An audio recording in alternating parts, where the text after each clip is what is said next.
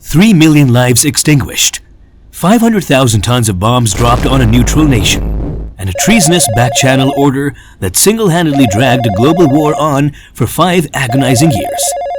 All of these catastrophic numbers served a single purpose: to secure Richard Milhouse Nixon the presidency of the United States. You think the Watergate wiretapping scandal was the ultimate peak of Nixon's villainy? Big mistake.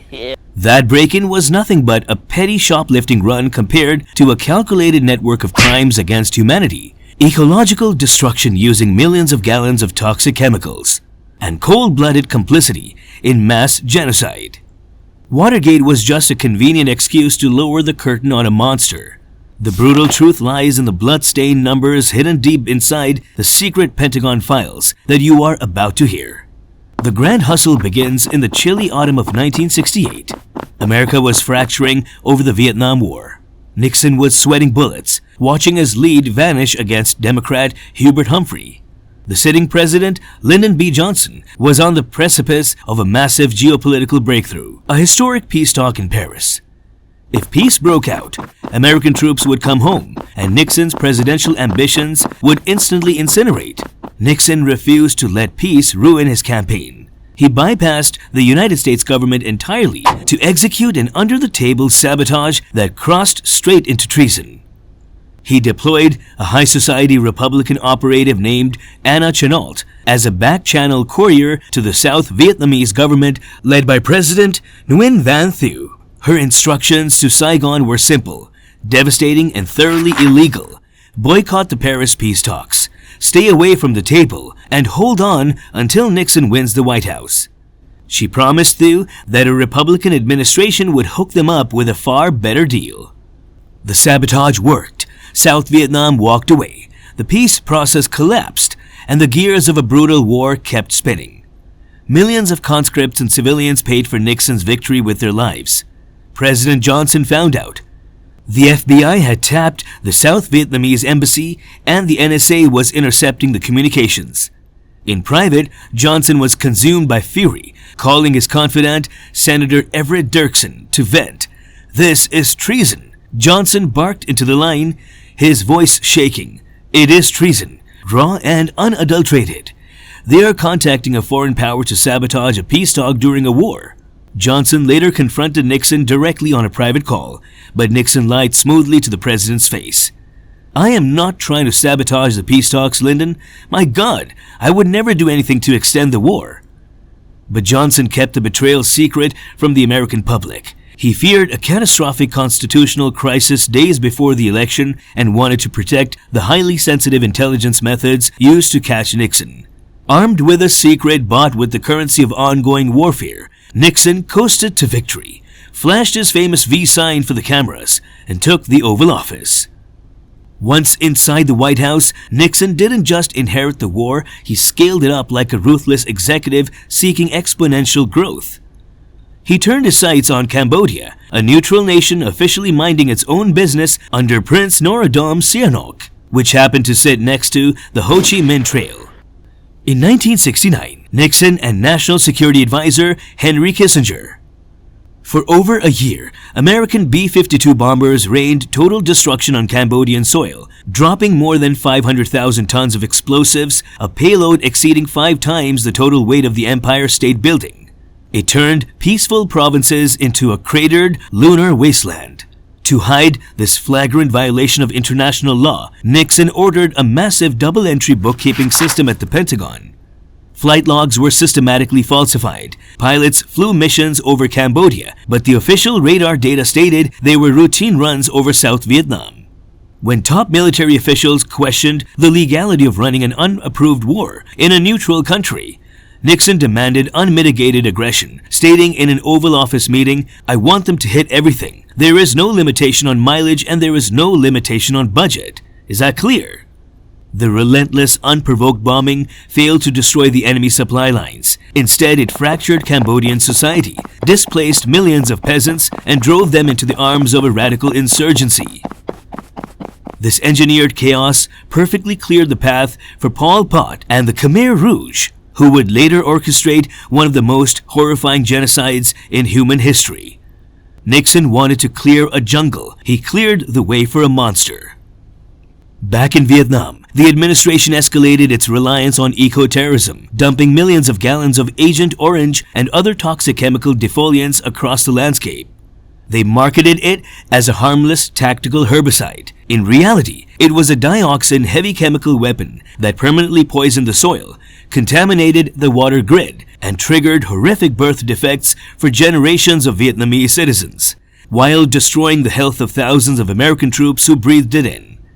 When scientists brought data regarding the long-term biological devastation to the White House, Nixon's inner circle buried the reports. Immediate battlefield metrics mattered, ecosystems did not. By 1971, Nixon's geopolitical cynicism reached its cold-blooded peak during the Bangladesh War of Independence. The military regime of West Pakistan launched a systematic campaign of mass slaughter against the Bengali population, targeting intellectuals, students, and minorities. American diplomats on the ground in Dhaka, led by Consul General Archer Blood, sent an urgent, frantic telegram using the literal word genocide to describe the actions of the Pakistani military, begging Washington to intervene. But Nixon and Kissinger had a different priority. They were in the middle of a hyper-secret diplomatic courtship with Beijing to counter the Soviet Union, and Pakistan was their secret communications bridge to China. Nixon made the calculated decision to look away. He ignored his own diplomats, continued to ship weapons to the Pakistani military, and aggressively suppressed any public condemnation of the massacre. Inside the Oval Office, the tape recorders captured their chilling detachment. Kissinger dismissed the humanitarian crisis instantly, noting that the government of Pakistan was doing what it had to do and they had to be grateful for the help with China. Nixon agreed completely, mocking the moral stance of his own State Department officials. The people who bitch about Vietnam bitch about this. We can't let anything interfere with that. To Nixon, hundreds of thousands of lives were completely disposable compared to a historic photo op in Beijing. Having operated with zero accountability on the global stage, Nixon brought the exact mafia-style management back to Washington. By 1972, his re-election team, the Committee for the Re-election of the President, was consumed by acute political paranoia. They deployed a Black Ops burglary unit inside the Democratic National Committee headquarters at the Watergate complex to plant hidden microphones and rifle through files. The cartoonish heist imploded when a security guard named Frank Wills spotted tape on a basement door lock and called the police. 5 burglars were caught red-handed in business suits with high-tech spy gear and pockets full of sequential $100 bills. Nixon immediately orchestrated a massive cover-up, lying to the FBI, destroying evidence, and approving hundreds of thousands of dollars in hush money. To handle these operations, Nixon had built a classified unit operating straight out of the basement of the West Wing known as the Plumbers. This was a state-sponsored crew of ex-CIA and FBI operatives used to terrorize anyone who exposed administration secrets. Their primary target was Daniel Ellsberg, the military analyst who leaked the Pentagon Papers, exposing decades of government lies about the Vietnam War. Nixon barked aggressive orders to his aide, Charles Colson.